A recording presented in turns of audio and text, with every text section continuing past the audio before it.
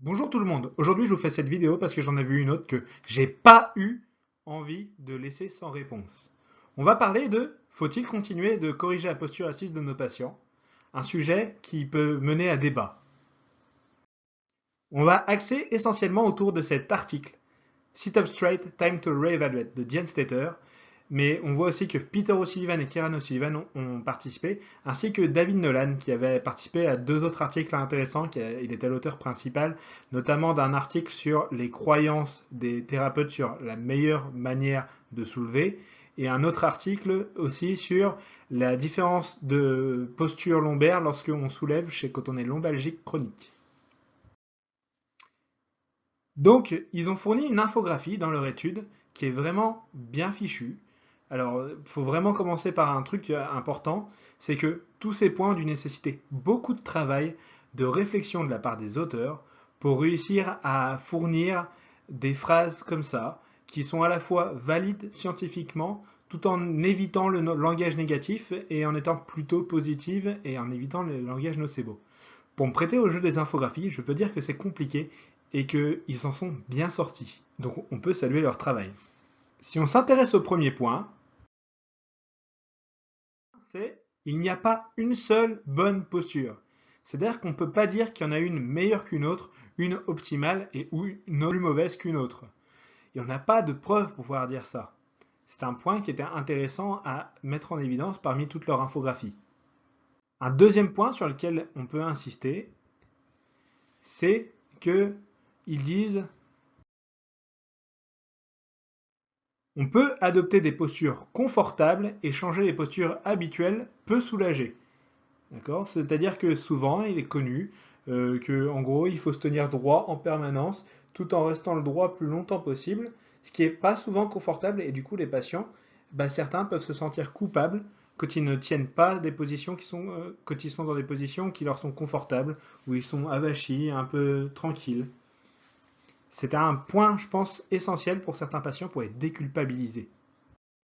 Un autre point sur lequel ils ont insisté, c'est quelque chose de solide. C'est les avertissements ne fais pas ça, tu vas t'abîmer le dos ou faut plier les genoux. Ils n'ont jamais montré de preuve d'efficacité et en fait en plus ça peut faire peur aux gens. Si il y avait de l'efficacité, vu le nombre de fois où on a dit aux gens il faut plier les genoux, plus personne n'aurait mal au dos aujourd'hui. C'est important, je pense, que les gens le sachent que en fait c'est plutôt quelque chose de solide. Parce que en fait les changements qu'on a vus dans les travaux, dans les activités physiques, notamment au travail, les activités liées professionnelles, ils comptent pas beaucoup de pourcentage dans les changements dans la colonne. Les disques, ils varient un petit peu. Ils sont un peu moins épais chez les travailleurs, mais c'est de l'ordre de max 5% à peu près selon les études. Un autre point qui est essentiel, s'asseoir, c'est pas dangereux. N'est pas dangereux et ne devrait pas toujours être évité. Rester assis de plus de 30 minutes. Ça peut être utile de bouger et de rester physiquement actif et important pour la santé. Donc ça, c'est le message qu'ils ont voulu faire passer. Et il y a une bonne raison à ça pour laquelle ils ont voulu faire passer ce message-là. C'est qu'il y a une grande campagne par laquelle nous, on n'a pas été impacté en France entre 2012 et maintenant toujours. Il y a une phrase qui revenait régulièrement, Sitting is the new smoking. Où en gros, les médias ils disaient à tout le monde que s'asseoir, c'était pire que de fumer. Alors non, c'est pas pire de fumer. Au niveau de la santé cardiovasculaire, ça a une légère augmentation de 10 à 20% du risque comparé à au moins 180% pour la fumée. Donc effectivement, il y a eu cette campagne sur laquelle ils voulaient revenir. Et en plus, on n'a jamais réussi à montrer que s'asseoir, c'était néfaste et que ça déclenchait des lombalgies.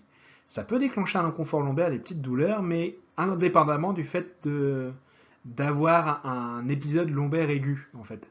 Forcément, quand vous restez longtemps dans une position, que vous tendez longtemps un bras, effectivement, vous allez pouvoir sentir une petite tension dans le bras. Ça ne veut pas dire que vous êtes en train de vous l'abîmer, c'est juste qu'il se charge en molécules acides. Et le dernier point sur lequel il voulait revenir, c'était que chaque personne est différente. En clair, aucun conseil générique ne peut être utilisé de manière préventive, vu que cela dépend des courbures naturelles des personnes en fait. Donc pour résumer la fiche, ce qu'ils veulent dire, c'est que la posture est quelque chose de très variable selon les individus. Il vaut mieux ne pas trop la craindre et bouger régulièrement et à la limite faire des choses, rester dans la zone qui est confortable pour nous. J'ai beaucoup lu sur ce sujet-là. J'ai beaucoup discuté avec des personnes sur les réseaux sociaux, des ergonomes, et ça m'a mieux permis de comprendre quel était l'argumentaire développé par les anciens. Le premier est que, même s'il n'y a pas de preuves, on peut quand même faire des choses. Donc ça, effectivement, on ne peut que être d'accord avec ça. En l'absence de preuves, on ne va pas rien faire. La question qu'on peut se poser, par contre, c'est est-ce que ce qu'on sait aujourd'hui est cohérent avec ça? Et ça, on va y revenir un peu plus tard. Le deuxième des arguments, c'est on va atteindre nos limites d'adaptation. L'idée, c'est que on peut s'adapter. On peut, quand on soulève du poids, on a les muscles qui deviennent plus forts, mais les tendons aussi. Du coup, l'idée, c'est que par contre, certains, à force de trop solliciter, on va dépasser nos limites d'adaptation. Bon, à mon avis, c'est difficile de dépasser nos limites d'adaptation, étant donné que Eddie Hall, lui, est capable de soulever 500 kg en soulevé de terre. Donc, la position assise, c'est quand même largement en dessous. Le dernier argument, c'est qu'on oublie souvent la biomécanique. Bah, non, on l'oublie pas vraiment, pas que je sache. Ça, c'est important qu'on revienne encore un peu dessus, c'est que c'est juste que la biomécanique a été étudiée et c'est peut-être pas le facteur qui ressort le plus souvent. Alors, autant je comprends bien qu'il ne faut pas être tout ou rien, autant je me demande si parfois certains ne confondent pas le bébé avec le lubin. Vous connaissez peut-être cette expression, il ne faut pas jeter le bébé avec le lubin. C'est une expression anglo-saxonne à la base.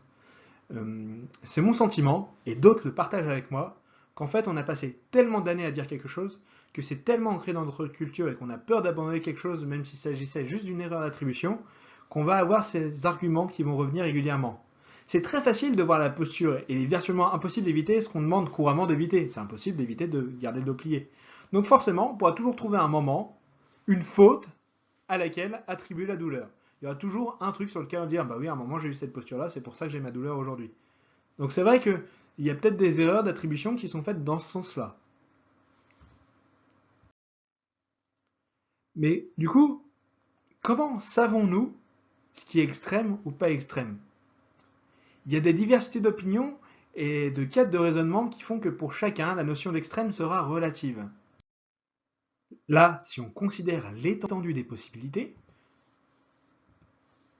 pour certains, on trouvera une zone acceptable ici, et que du coup, tout ce qui sera hors de cette zone acceptable, ce sera l'extrême. Pour d'autres, la zone acceptable, elle sera plutôt par là. Et si vous pouvez voir, du coup, l'extrême de l'un est acceptable pour l'autre.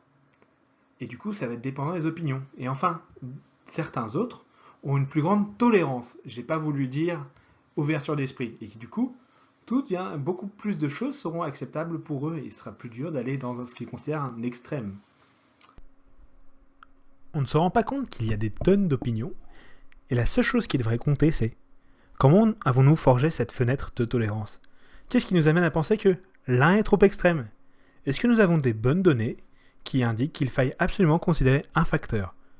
Est-ce que, si on n'inclut pas un facteur, on est vraiment dans un camp extrême?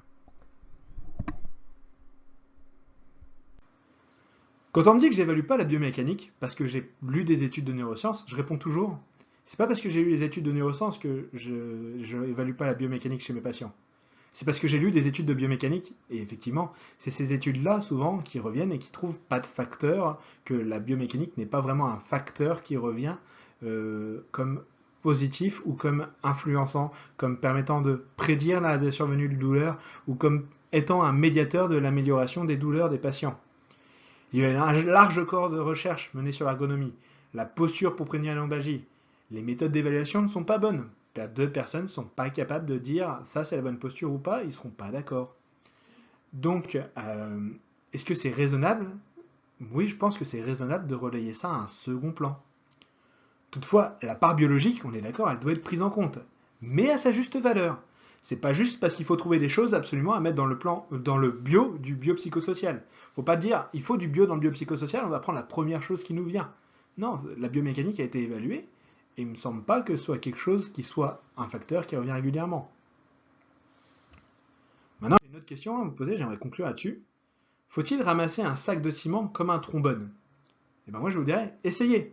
Essayez de ramasser un sac de ciment, essayez de ramasser un trombone.